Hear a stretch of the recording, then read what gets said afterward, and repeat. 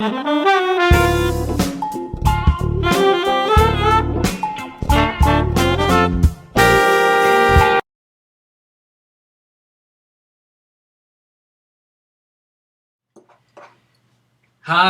welcome back. This is Vince Ritchie, and I'm admissions advisor, consultant, and coach, helping applicants apply to top graduate and MBA programs around the world. This video focuses on the MIT Sloan MBA program's supplemental information question.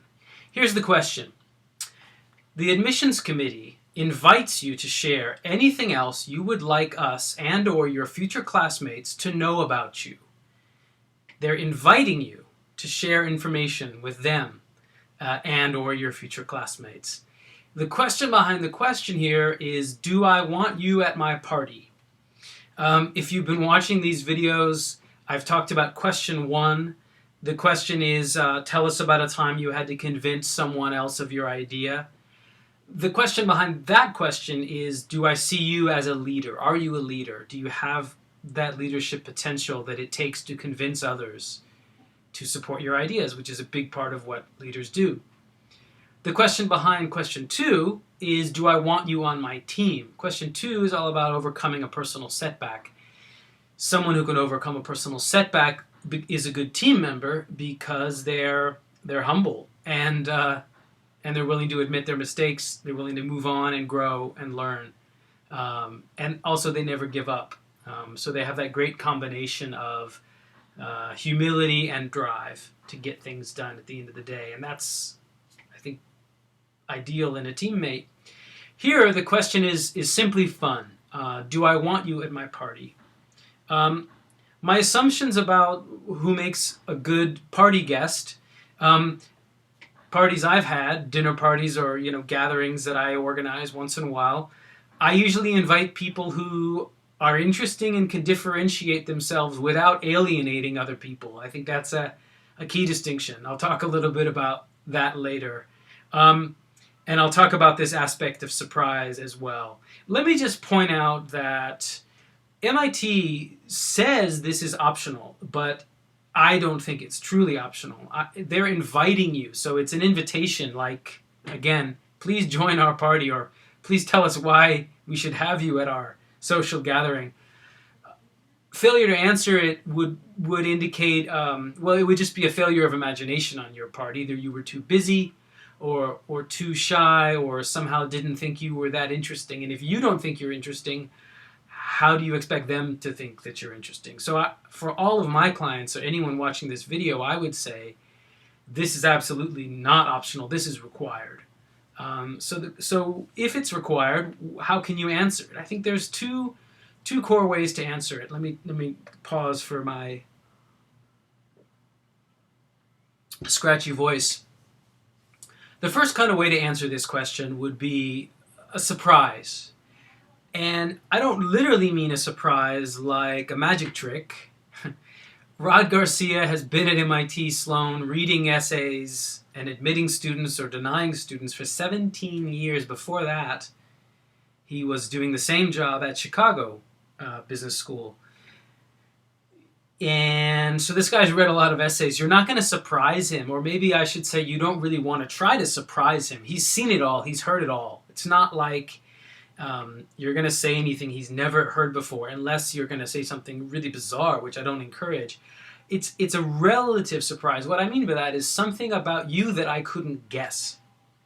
So a common way to answer this question is to show something that's an interesting contrast with who you are by day and who you are by night, like as if you were Spider-Man or something, or who you are on the weekend versus, how do you make a living? How do you, hard and soft, like, it's an interesting story that Steve Jobs studied a little bit of calligraphy when he was, after he dropped out of Reed College, he took a calligraphy class. This is well known in his commencement video that he made. It's dark, so let me open this up. I do these things with natural light, and that means that, anyway. Let me open up the blind, and then in a second it's going to become shockingly bright in here, so I'll have to close it again. Hang on.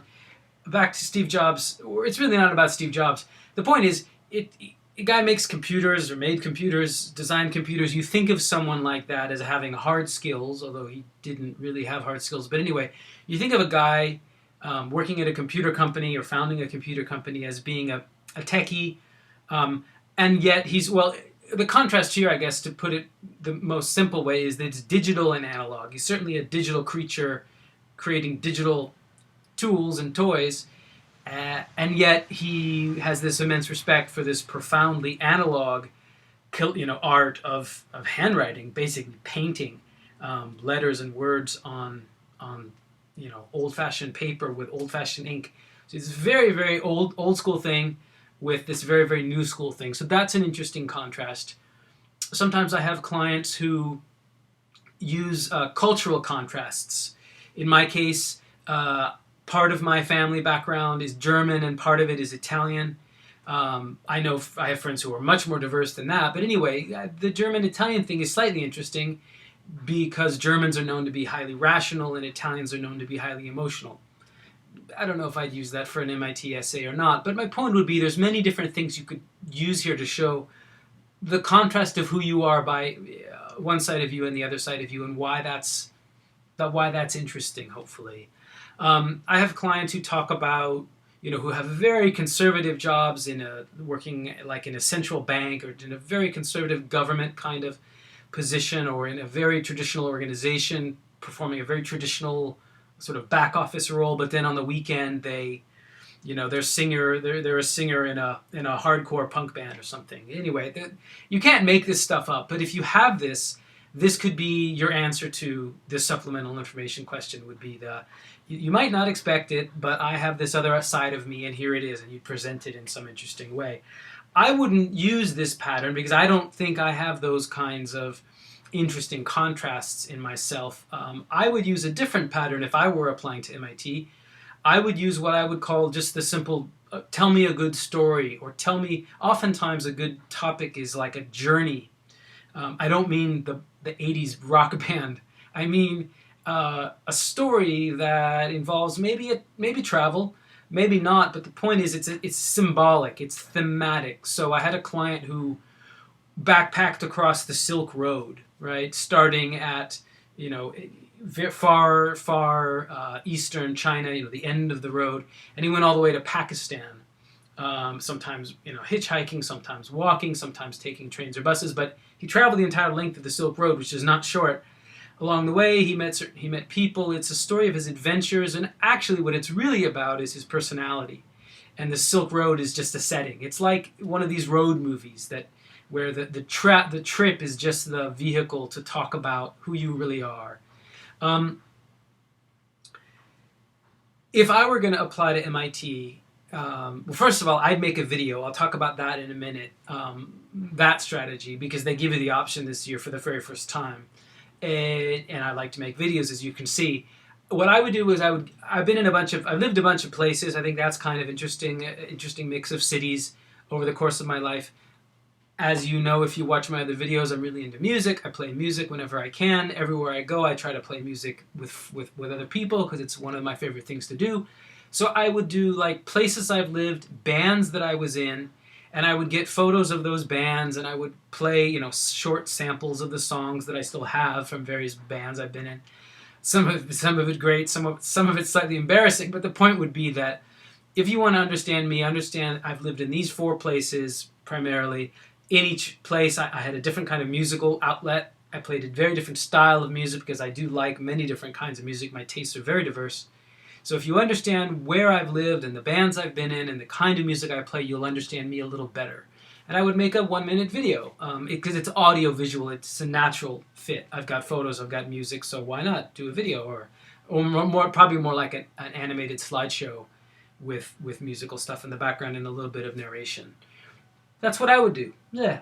I think there's 2 basic patterns, though. It's either the, surprise me with something about you that I couldn't guess, or it's the something about me that I've been doing for a long time in different ways, in different places, and through those different ways and different places, you can understand a bit about who I really am and who my character, my quality is. And hopefully, Whether you're the surprise me type or whether you're the tell me an interesting story about things you've done and things you like to do type, either way, at the end of the day, the goal here, again, the question behind this question is you get invited to the party. All right. I feel like I'm talking really fast. I hope you're catching all of this. If not, just watch the video again. Last thing I'm going to say, so let me just sum up so far. The question behind the question, do I want you at my party? Are you a leader, was question 1. Do I want you on my team is question 2. Do I want you at my party is question 3. This is not optional. I think you must answer it. The final, and there's 2 story patterns which I just talked about. I won't repeat that, right? Surprise me or tell me an interesting story. Either way, hopefully you're somebody I want at my party, if you will. I want to hang out with you socially. I want to have a beer with you. You're likable, whatever it is. And that stuff really matters, especially at MIT where the image is that people might be shy or quiet or geeky or something. This is where, and the people I've met there aren't that way at all. And so this is where the school, Rod and Shauna and Jeff and the whole admissions team is trying to encourage you to show your social side, your interesting side, your 360-degree picture. My final point here, make a video or plan to make a video, and then if you run out of time at the very last minute, take the script or the PowerPoint or the outline that you made to prepare that video and just turn it into a quick essay. I think it's worth investing the time in making a video because, look, how do you show passion? I'm going to talk a lot about passion and fit for MIT in the next and final video in this series, which is about cover letters. One last thing here, a little more light, which is about cover letters. But, so I won't jump into that too much, but schools say, schools want to know that you want to attend. You say, oh, I love your school, it's my dream school. Talk is cheap. Actions speak louder than words. Invest time. The more time you spend on any given essay and application set, the school simply believes that you really want to attend it. I'll talk about how that relates to the cover letter in the cover letter video, but for the supplemental information, takes a lot longer to, believe me, takes a lot longer to produce a video and all the technical side stuff involved with, exporting it and sending it, finding a way to send it and submit it to MIT, not using Flash, which means you can't really upload it on YouTube. I guess you can. Last time I looked at my iPad, I can see my YouTube videos on iPad. But anyway, all that technical stuff is a huge headache. It takes a lot longer than you expected. Trust me on this. So try to make a video. Put in your very best effort, and then plan B, if the video thing just crashes and burns, is just send an essay. But put in the extra time and try to do something clever and interesting and different. That's it. Supplemental information. Have fun with it. And also, last thing I'll say about this is shop it around. People who know you really well, who do invite you to parties, they know why they invite you every time to their small dinner party or out to the bar for a drink or whatever. They know why they like to hang out with you. So before you invest a whole lot of time in making a video or writing an essay,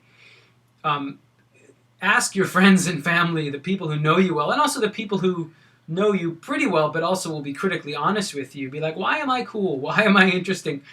What is it about me? What story that I like? What story have you heard me tell that you think is just funny and interesting that you've repeated when I'm not around? Or if your friend was having a party and you wanted her to invite me, what would you say about me to get her to invite me to your party? It's like that sort of catchy thing. So this is extra, this is supplemental, this is optional, but not really. Start early, think about it, have fun with it, and if you have a good one or if you want to share a link, just message me or email me and I'll take a look at it or I'll link to it or whatever. It'd be fun to see the kinds of stuff that people are creating this year. I think MIT is giving us a fun opportunity to share stuff about ourselves that, it's just pure entertainment, element of surprise, and it could be a lot of fun. But don't leave it for the last minute and don't avoid it. That would send the wrong message. All right, finishing up now. Thanks a lot. Good luck with your MIT application, and thanks again for watching these videos. I hope they're helpful. Okay, bye-bye.